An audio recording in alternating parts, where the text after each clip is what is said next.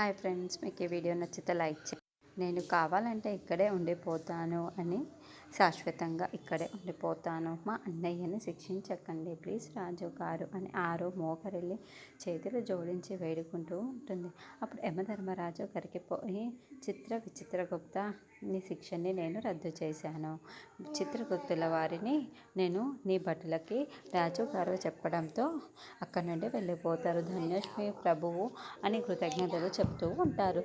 Thank you రాజుగారు అని ఆరు సంతోషపడుతూ ఉంటుంది. ఇంతటి మంచితనమా నేను ఎప్పుడూ చూడలేదే అని చిత్రగుప్తుడు మనసులో అనుకుంటూ ఉంటాడు. బాగి చాలా బాధపడుతూ ఇంటికి వస్తుంది. అప్పుడే అమర్ హాల్లో ఉన్న బాగిని చూసి, మిస్సమ్మ ఏమైపోయావు ఇంతవరకు? నేను నీకు కాల్ కూడా ట్రై చేశాను, బిజీ వచ్చింది. ఏమైంది మిస్సమ్మ, ఎందుకు ఇలా డల్లుగా ఉన్నావు?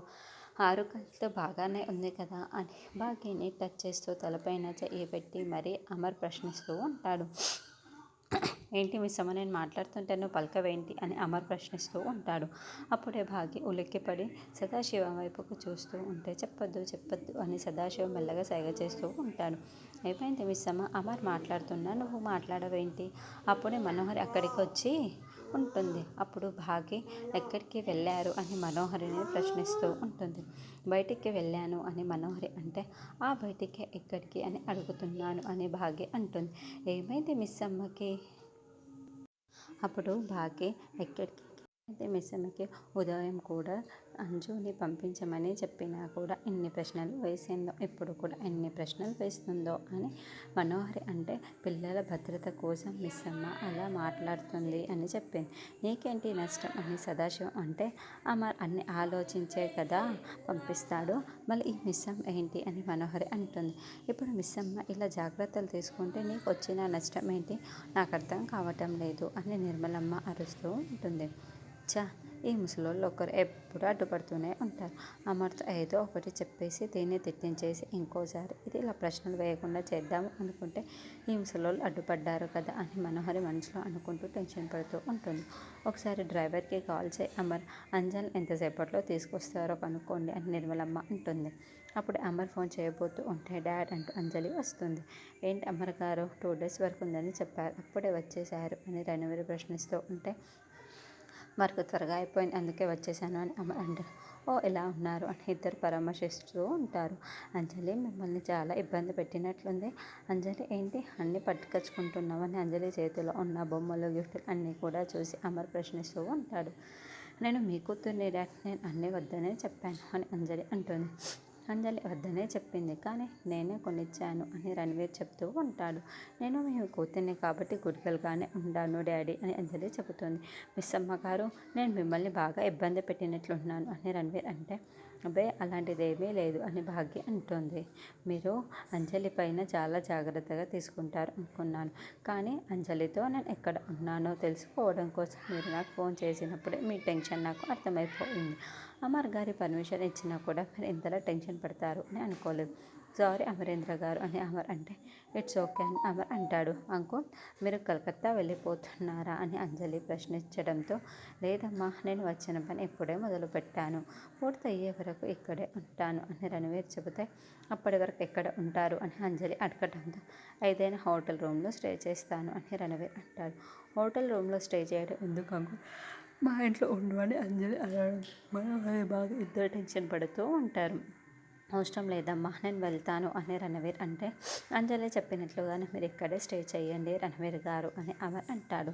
అవసరం లేదులే అండి అని, పర్వాలేదు మా ఇంట్లో ఉండండి అని అమర్ చెబుతుంది. సరే మీరు ఇంతలా అడుగుతున్నారు కదా, అంజలికి కూడా నేను దగ్గరగా ఉండవచ్చు, అలాగే ఉంటాను అని రణవీర్ అంటాడు. రండి అంకుల్, నేను గెస్ట్ రూమ్ చూపిస్తాను అని అంజలి రణవీర్ అంజు వెళ్ళగానే అక్కడ బాగి నువ్వు రణవీర్ని ప్రశ్నలు వేసి పంపించకుండా ఉండిందే కాకుండా అమర్ పర్మిషన్ ఇచ్చిన తర్వాత కూడా మళ్ళీ రణవీర్కి ఎలా కాల్ చేసావు, అతను ఎలా ఇబ్బంది పెడుతూ అలా కాల్ చేయడం అవసరమా అని మనోహరి అనడంతో, ఇవ్వండి నేను అంజలిని ఎక్కడికి తీసుకువెళ్ళారు అని అడగడానికే అని బాగి చెబుతూ ఉంటే, చూడు మిస్సమ్మ, నేను పర్మిషన్ ఇచ్చిన తర్వాత కూడా నువ్వు ఇలా ఫోన్ చేసి ఇబ్బంది పెట్టడం మంచిది కాదు అని అమర్ అంటాడు. అది కాదు అమర్ అని నిర్మలమ్మ కూడా భాగ్యని సపోర్ట్ చేసి మాట్లాడుతూ ఉంటే, చూడమ్మా, పిల్లల పట్ల మిస్సమ్మకి చాలా శ్రద్ధ ఉంటుంది, కానీ ఆ శ్రద్ధ మరి పక్క వాళ్ళని ఇబ్బంది పెట్టేంత ఉండకూడదు కదా. అలా పక్క వాళ్ళని ఇబ్బంది పెట్టడం చాలా తప్పు. ఎలాగైనా సరే మిస్సమ్మ చేసింది తప్పే అని అమర్ చెప్పి కోపంగా వెళ్తాడు. అమర్ భాగ్యని తిట్టేసి వెళ్ళడంతో మనోహరి సంతోషంగా గదిలోకి వెళ్తుంది. చూస్తుంటే రణ్వీర్ చాలా మంచివారిలాగానే ఉన్నారు. నువ్వే తప్పుగా అర్థం చేసుకున్నావు మిస్సమ్మ అని సదాశివం అంటాడు. అమర్ మాటల్ని నువ్వు పట్టించుకోకు మిస్సమ్మ. అమర్ ఏదో ఆవేశంలో మాట్లాడి వెళ్ళాడు. అయినా తన కూతుర్ని మనం మంచిగానే చూసుకుంటున్నాడు అంటే మంచిదే కదా అని నిర్మలమ్మ కూడా అంటుంది. నువ్వు హాస్పిటల్కి వెళ్ళావన్న విషయం అమర్కి కనుక తెలిసింది అంటే ఇంకెక్కువ కోపం తెచ్చుకుంటాడు. కాబట్టి ఈ విషయం వాడికి తెలియకుండా చెవియమ్మ అని సదాశివం అనడంతో అలాగే అని భాగ్య లోపలికి వెళ్తుంది. మిస్ అమ్మ అమర్ దగ్గర అవుతున్నారు అనుకునేసరికి ఈ మనోహర్ ఎప్పుడు ఏదో ఒకటి పెంట చేస్తుంది అని నిర్మలమ్మ బాధపడుతూ ఉంటే సరే లేవే వదిలేసే అని సదాశివం అంటాడు. తర్వాత గుప్తా గారు ఏమంటే బాలికను నా కోసం భూలోకానికి వెళ్లకుండా ఆగిపోయావు అని అంటే నాకు ఎన్నిసార్లు మీరు సహాయం చేశారు గుప్తా గారు. అలాంటిది మీకు శిక్ష పడుతూ ఉంటే నేను ఎలా చూస్తూ ఊరుకుంటాను. మనుషుల్లో స్వార్థం ఉంటుంది కానీ మరి మంచితనం ఎందుకు ఉండదు గుప్తా గారు. మీకోసం నేను ఏమైనా చేస్తాను అని ఆరు అంటోంది. కానీ భూలోకంలో ఆ పిల్ల పిచ్చుకలకి ఆ మనోహరి ప్రమాదం తలపెట్టనుంది కదా, మరి ఎలా కాపాడుకుంటావు. నువ్వేమో ఇక్కడే ఉంటున్నావు అని గుప్తా గారు అనడంతో నా చెల్లెలు భాగ్య ఉంది కదా గుప్తా గారు. ఎన్ని రోజులు నా చెల్లెలు భాగ్య నా పిల్లలకి ఏమీ కాకుండా చూసుకుంటుందన్న నమ్మకం నాకు ఉంది కదా. ఆ నమ్మకం నాకు ఉంది. నా పిల్లలకి నా చెల్లెలు భాగ్య ఏమీ కానివ్వదు అని ఆరు చెబుతుంది. కానీ ఆ ప్రయత్నంలో మా చెల్లెలకి ఏదైనా సహాయం చేయదలచాలనుకుంటే నేను అక్కడే ఉంటే ఏదైనా సహాయం చేసేదాన్ని. కానీ నేను ఇప్పుడు ఇక్కడ ఉన్నాను కదా, ఏ సహాయము చేయలేను కదా. అయినా కూడా నేను ఇక్కడే ఉండటం అలవాటు చేసుకుంటాను గుప్తా గారు అని ఆరు చెబుతూ ఉంటుంది. చూడు బాలిక, నువ్వు భూలోకానికి వెళ్ళే మార్గం నా దగ్గర ఉంది అని అనడంతో ఏంటి గుప్తా గారు అని ఆరు సంతోషంగా అడుగుతూ ఉంటుంది. మా యమధర్మరాజుల వారు ఒక 2 రోజులు ముఖ్యమైన పని మీద యమలోకంలో లేకుండా బయటికి వెళ్ళనున్నారు. అప్పుడు నువ్వు భూలోకానికి వెళ్ళొచ్చు బాలిక. అయితే చిత్రగుప్తుల వారు ఉన్నారు కదా, ఆయన్ని మాయ చేసి వేయాలి. ఇందుకు నా ఏదో ఒక ప్లాన్ చెప్తూ ఉంటారు. ఇట్లా చేసావు అంటే ఖచ్చితంగా ఆ చిత్రగుప్తుల గారిని మాయ చేసి నువ్వు భూలోకానికి వెళ్ళవచ్చు. నువ్వు ఇంకేమీ ఆలోచించకుండా నేను చెప్పినట్లే చెయ్యి అని గుప్తా గారు చెప్పడం అలాగే అని ఆరు అంటుంది. తర్వాత అంజు రణవీర్తో కొనిపించుకున్న బొమ్మలన్నింటిని బెడ్ పైన పెట్టుకొని చుట్టూ కూడా రిమోట్ కార్తో ఆడుకుంటూ ఉంటుంది. ఇది ఒకసారి రిమోట్ కార్ని చూస్తాను అని ఆకాష్ అడుగుతూ ఉంటే టచ్ చేస్తే అస్సలు ఒప్పుకోను అని పెద్ద బిల్డప్ ఇస్తూ ఉంటుంది. నువ్వు ఎన్ని బొమ్మలు కొనిపించుకున్నావు, అసలు అక్కలు ఉన్నారన్న విషయం గుర్తుకు రాలేదా, మాకోసం ఏమైనా తీసుకోవచ్చి ఉండొచ్చు కదా అని ఆనంద్ ఆకాష్ అమ్మ అడుగుతూ ఉంటారు. అసలు మీరు ఎప్పుడైనా హోంవర్క్ చేయించారా, లేకుంటే నన్ను ఎప్పుడైనా చెల్లెలుగా చూసారా. ఎప్పుడు నన్ను ఏదో ఒకటి తిడుతూ ఏడిపిస్తూనే ఉంటారు. అటువంటప్పుడు నేను ఎప్పుడు మీకోసం తీసుకురావాలి. అందుకు అన్నీ నా కోసమే తెచ్చుకున్నాను. అయినా వీటికే ఇలా మాట్లాడుతున్నారే.